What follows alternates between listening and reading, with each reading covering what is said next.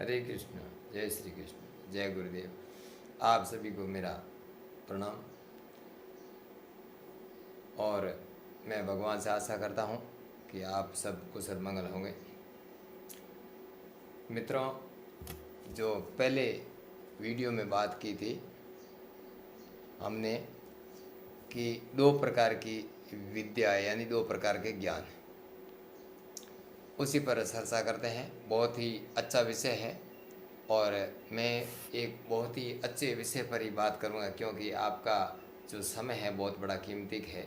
मुझे पता है कि आप कोई भी जो मेरा वीडियो देख रहे हैं, किसी के पास फालतू समय नहीं है, इसलिए मैं वो बात करूंगा जो कि हमारे जो कल्याण के मार्ग में अति आवश्यक है। और जो बात कल्याण के मार्ग में अति आवश्यक नहीं है, उन बातों को अपन नहीं करेंगे। ये जो बात है कि अपराविद्ि और पराविद्ि, ये दो बात यही है कि दो प्रकार की जानकारी है। अलग अलग क्षेत्र की जानकारी को अलग अलग नाम दिया गया है। जैसे कि जो अलग अलग डॉक्टर होते हैं, जिस विषय का डॉक्टर होता है उसे उसका विशेषज्ञ कहते हैं। ठीक इसी तरह से ये अलग है। एक एक डिवाइड कर दिया गया है, जैसे दो भाग कर दिए गए, विभाग। साथियों, हमारे यहाँ दो प्रकार की एनर्जी है, जिसमें एक में से दो विभाग है, जिसको एक हम आत्मा कहते हैं और एक को हम परमात्मा कहते हैं। और एक वो एनर्जी है, वो सर्वथा जड़ है। और ये तीनों ही जब उनकी अंतिम अवस्था में होते हैं, जैसे मान लो कि प्रलय काल में होते हैं, तो तीनों में कोई भेदभाव, कोई फर्क नहीं रहता। तीनों का ही एक ही जैसा उनका जो बॉडी टेक्सचर कह दो या कुछ भी जो स्थिति होती है, वो तीनों, क्योंकि ये भी गैस के टाइप में होती है, कोई उनका आइटम या ऐसा नहीं रहता जैसे जड़ प्रकृति होती है। प्रकृति अपनी साम्य अवस्था में होती है। तब जिस तरह से आत्मा या परमात्मा जो एक गैस के टाइप में, जैसे एक एनर्जी के टाइप में, एक करंट के टाइप में, एक विद्युत के टाइप में है, ठीक इसी तरह यही होती है। और वह विद्युत की तरह, एक करंट की तरह होते हैं।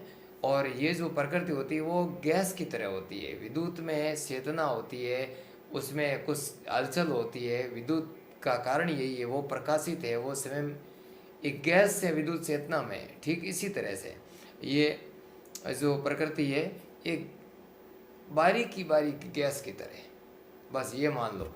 लेकिन इनका जो उनको भी नहीं देखा जा सकता।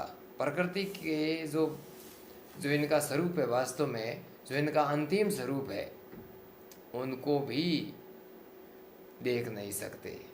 इतनी बारीक है, पूछो मत। लेकिन ये बात किस पर हम कर रहे हैं कि ये दो प्रकार की जानकारी, एक जो गैस टाइप प्रकृति और एक जो विद्युत टाइप जो चेतना, जिसमें आत्मा या परमात्मा दोनों आ जाते हैं। तो ये दोनों मिल करके, ये तीनों ही मिल करके संसार की रचना करते हैं। भगवान ने श्रीमद् भागवत के जो 7वें अध्याय में कहा कि ये जो प्रकृति है, इनको और जीवात्माओं को लेकर के मैं संसार की रचना करता हूँ, ये बात बताई। तो कारण यह है कि ईश्वर हमें ये समझा रहे हैं कि जैसे भगवान ने कहा कि मैं ज्ञान और विज्ञान सहित तुम्हें समझाऊंगा। जब अर्जुन जी को ज्ञान दे रहे हैं, कहते हैं कि मैं आपको वह ज्ञान बताऊंगा जिसको जानने के बाद आपको कुछ जानना शेष नहीं रहता। तो सिर्फ आत्मा और परमात्मा, इनका ज्ञान जरूरी होता तो भगवान ऐसो प्रकृति की बात ही नहीं करते। इसका जो बताया गया जो विभाग है, जैसे कि भाई आकाश, वायु, अग्नि, जल, पृथ्वी, मन, बुद्धि, अहंकार, जो 8 विभागों वाली जो मेरी प्रकृति है, ये परा है। प्रकृति में समझते हो स्वभाव, प्रकृति दोनों ही ईश्वर की प्रकृति है। भगवान भगवान है, भगवान किसी की प्रकृति नहीं है।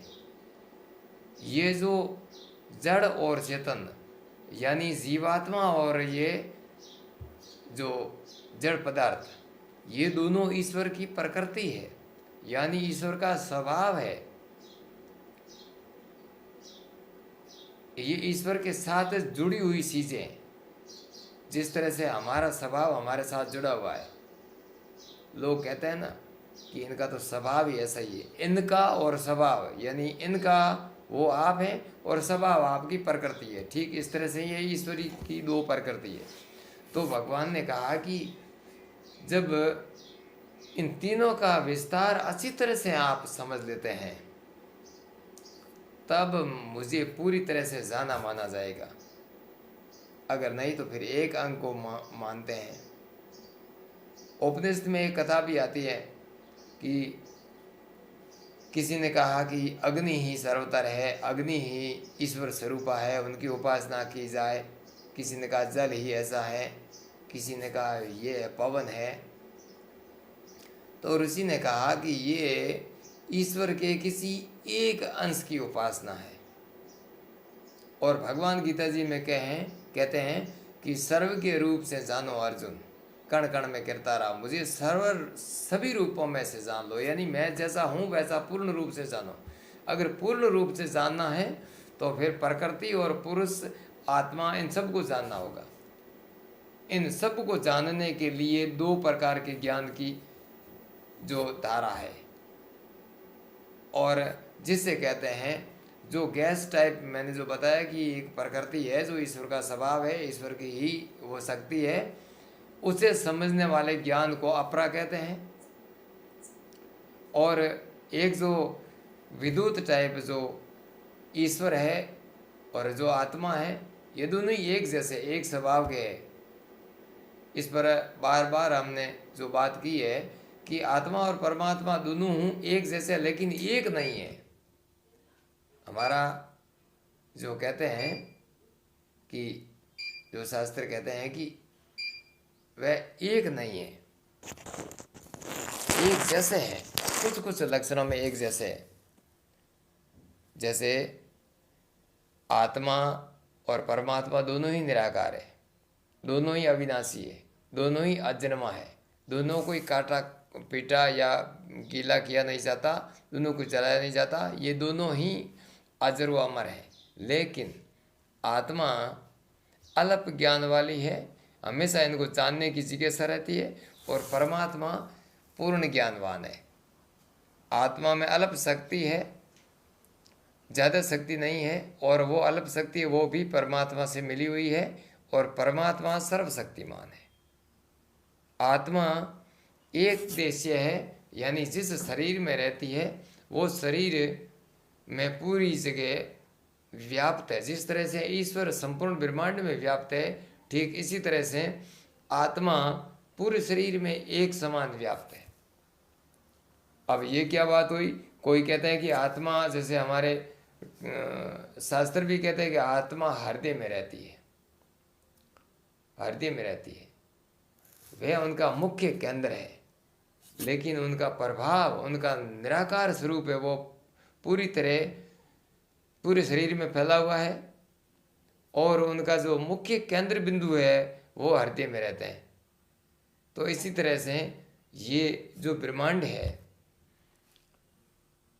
ये जो शरीर और ब्रह्मांड दोनों ही एक ही जैसे हैं, एक ही तरीके इनकी बनावट है। और जिस तरह से ब्रह्मांड के अंदर ईश्वर का निवास और सर्वव्यापकता और उनकी जो संरचना है, ठीक इसी तरह से इस शरीर के अंदर आत्मा का निवास और उन्हीं शरीर के अंदर पूरे पूरे में उनकी सर्वव्यापकता बस ठीक एक ही जैसी है।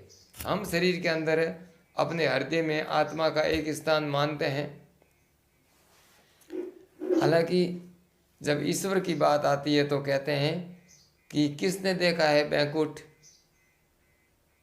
कहाँ पर है? वैज्ञानिक तो सब जगह पहुँच गए हैं, अभी तक तो बैकुंठ देखा नहीं है। सब जगह कैसे पहुँचे? ये जो शरीर है वैज्ञानिकों के हाथ में है, और शरीरधारियों को ही तो हम वैज्ञानिक कहते हैं। बड़े बड़े डॉक्टर इस शरीर को खोल करके देख लेते हैं, लेकिन अभी तक जीवात्मा इस शरीर के अंदर रहती है और एक हृदय गुफा में रहती है, जिसका केंद्र हम खोज नहीं पाए, ये बता नहीं पाए क्या है चेतना, जिसके बारे में स्पष्ट जान नहीं पाए। और वहम उनको भी है, मुख से तो कहते हैं कि होता ही नहीं कुछ, लेकिन अंतरात्मा उनकी भी जानती है कि कुछ तो है, लेकिन ये रहता कहाँ है, कैसा है इनका, ये नहीं जान सकती।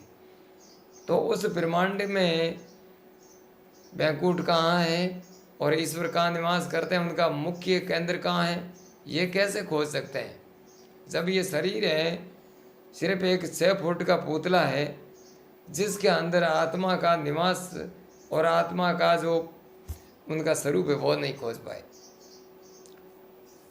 तब भगवान कहते हैं कि ऐसी भागदौड़ से, अंधी भागदौड़ से कोई न तो आत्मा को खोज सकता है, ना ही परमात्मा को खोज सकता, ना ही प्रकृति को जान सकता है। इनको जो खोजने का जरिया है वो तो कुछ अलग है। वो इन साधनों से, भौतिक के सहारे विज्ञान क्या करती है, बहुत अच्छा कार्य कर रही है। भौतिकी कम से कम जो मैं तीसरा जो बता रहा हूँ, प्रकृति जिसकी तो खोज कर रही है, और इनकी भी खोज बहुत बड़ी लंबी है, अभी तक वो पूरी तरह से कर नहीं पाए। लेकिन ये बहुत अच्छा है प्रयास कि जितनी खोज की है उतने क्षेत्र से जो हमें फायदा पहुंचाया है, वो भी एक बहुत ही सराहनीय कदम है उनका। और जब वे चेतना में इतनी खोज कर लेंगे तो न जाने क्या होगा। ये बहुत बड़ी चीज़ है। जानकारी, ज्ञान ही सबसे बेस्ट वस्तु है।